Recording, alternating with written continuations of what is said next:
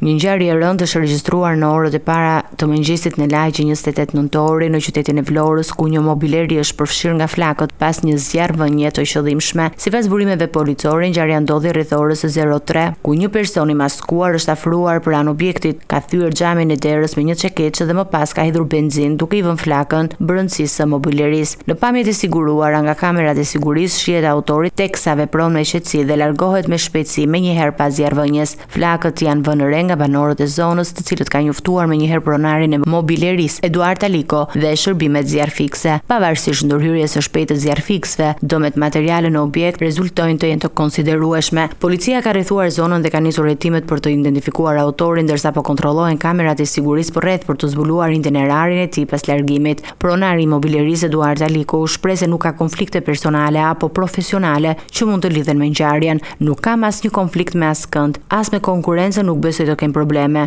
Ja lë drejtësisë të zbarë këtë ngjarje dhe të kap autorin. Burimet nga policia konfirmojnë se kjo është hera e dytë që biznesi i Alikos bëhet objekt i një zjarrvënie të qëllimshme, pasi një ngjarje ngjashme ishte shënuar edhe në vitin 2015, por autorët atëherë nuk u identifikuan kurrë.